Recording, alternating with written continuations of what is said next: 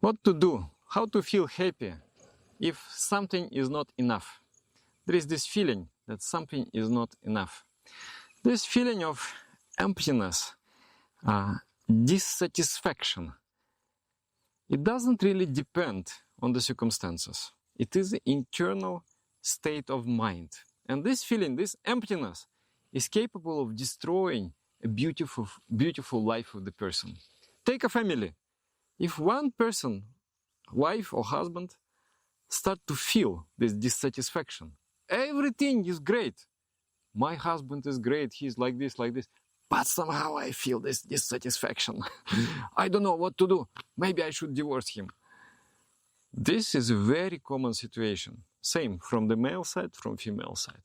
So what to do if you experience this kind of inner emptiness? It is a very dangerous state. It can destroy your life. But if you are filled up with joy and happiness, even in the desert, you will create very green and beautiful forest. And there will be all kinds of abundance. So let's talk today how to overcome this inner state of unhappiness, inner state of lack. You are lacking something, something is not enough. I will tell you one story from my life, and also I will tell you a little bit more on how we feel happy. What is determining factor to feel happiness? So I'll start with the story. First, I came for the monastic training in the year 2005, which is almost 20 years ago. And when you come to the monastery, you undress everything, you dress, you deposit, your gadgets you deposit, your money you deposit, everything. You have to give up everything. So you're completely naked. Only the longota, the underwear, is with you. Everything else you gave up. Your new life starts. So in a monastery, there is nothing, no pleasures.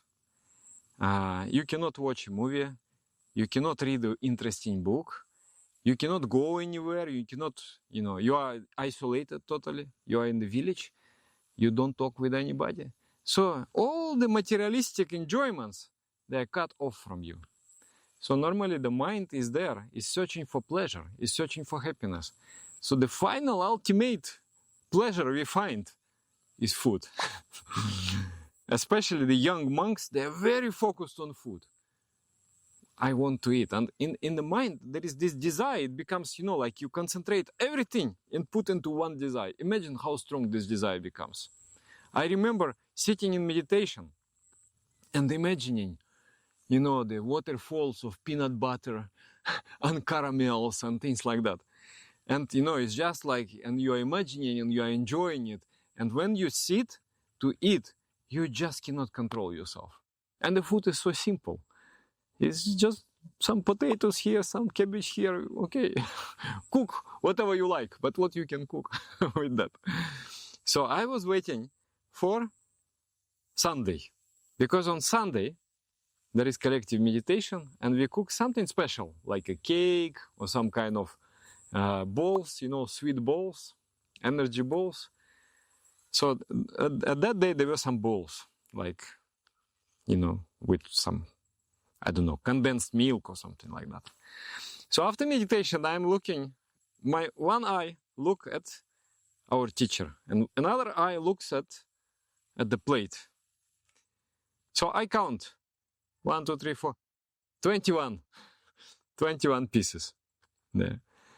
And I count ourselves, 12 people. So cannot get 2. Everybody will not get 2. So a very crooked process is going on in my mind. I'm thinking, okay, if I will be fast enough, I will just take first one and I will chew it very quickly, eat very quickly. I can perhaps get another one without feeling shame, while still there are many. And if I take, I will just say, oh, sorry, I thought that everyone gets 2. So, and at one side, this kind of planning going in my mind. But in another hand, I feel very ashamed of myself. Why I'm so materialistic. Why I cannot control myself? And I'm listening to Dada also. And Dada is saying, he looks at me like this, and he's saying, if you want something, really want something very strongly, don't take it for yourself.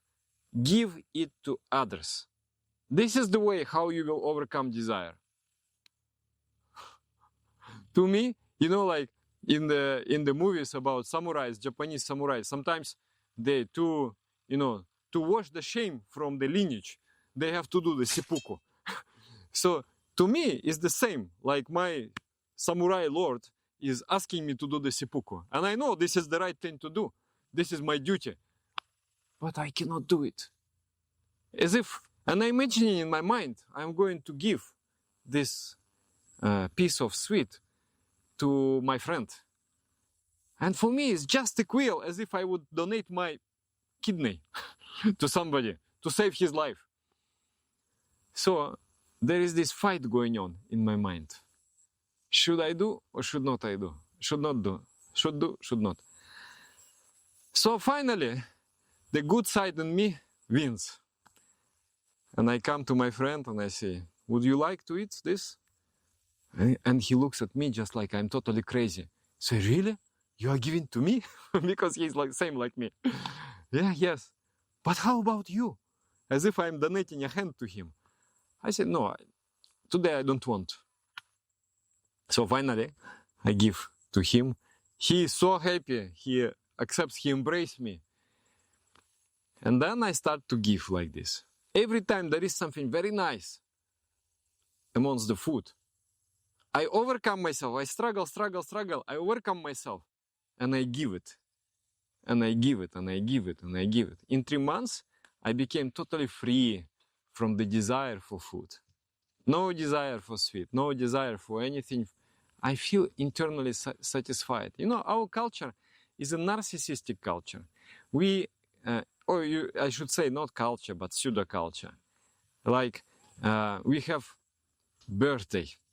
So in a birthday, everybody comes to tell you how important you are, how great you are, giving you presents and things like that.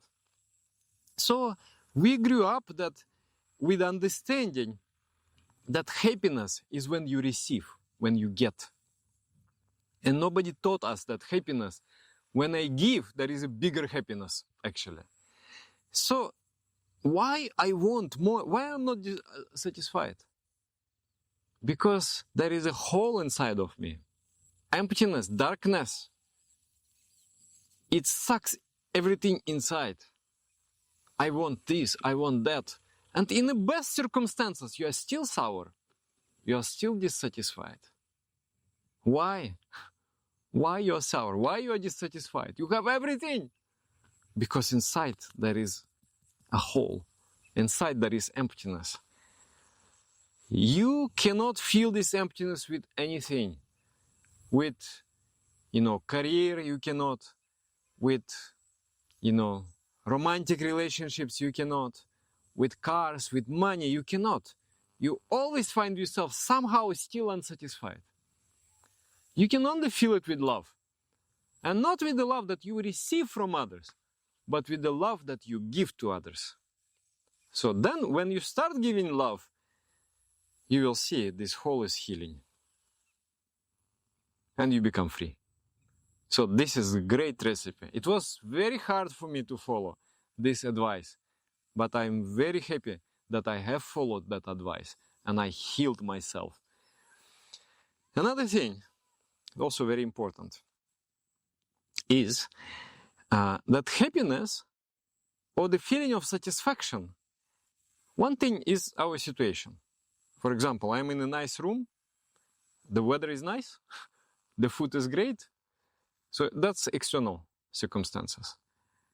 But another thing is your inner evaluation of your circumstances. It has nothing to do with the world.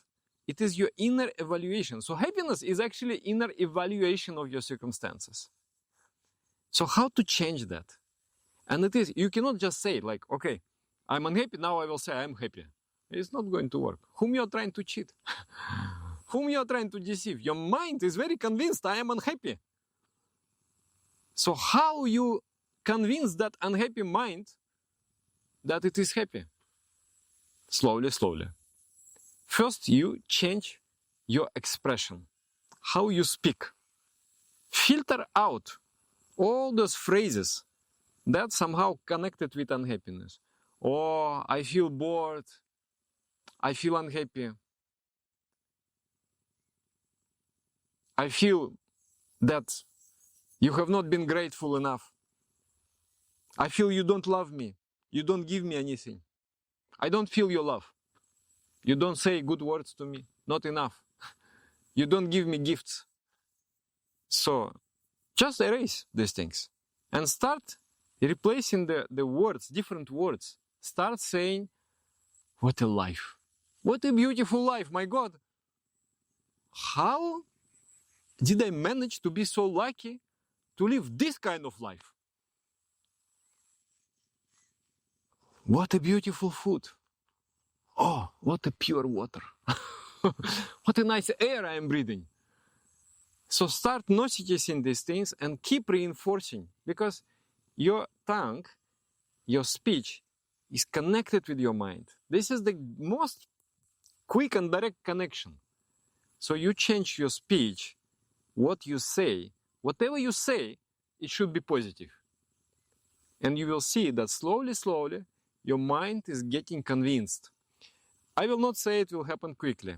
For me, I think this process, maybe it is still going on, but I think it took around 10 years to complete this reprogramming of the mind. I remember one time, very funny situation. I'm in a program, in a retreat, but somehow very, with unhappy look, I'm moving. And my senior teacher, he is moving to me, and he is laughing and smiling, and he looked at me. Oh, how are you today? I said, I'm okay, Dada. And then he said, sometimes sweet, sometimes sour. Quack, quack, quack, quack, quack. And then he laughs. And I just, what? And I understand that actually I never saw him in this kind of, mood. Always happy. Always, jubilant, joyful. And I start to think, really? Sometimes sweet, sometimes sour. So I should take really decision not to be sour. So slowly, slowly, I think within 10 years, the main transformation has happened. So it is a long thing. But even within 3 months, you will see a tremendous shift in your mind. Tremendous shift. And you will be glad that you have watched this video and you have started to follow this advice. So, 2 things. If you want really something, don't take it. Give it to others. If you want respect, give respect to others. And somebody gives you, you say, no. It is because of my team. He. That's why everything is great. For example, you want respect? Don't take respect. Give to others. You want sweets? Give to others. You want love? Give to others. So in that way, you will transform. And the second thing, change your expression, how you speak. Delete all the unhappy phrases. They're destroying you. They're destroying your life. They're destroying your family. Start speaking good. You will see.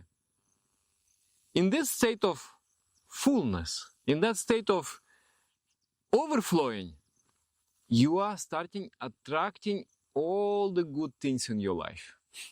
You are just like creating one kind of oasis around you. All the benefits, all the heavenly graces, they all come to you. This is going to happen to you. So let's discuss in the comments, what do you think about these methods? And by the way, sometimes it is also physical energy, like mismanagement of dopamine substance in your brain. So I have recorded video also. You can get idea how to get the dopamine and how to manage it properly.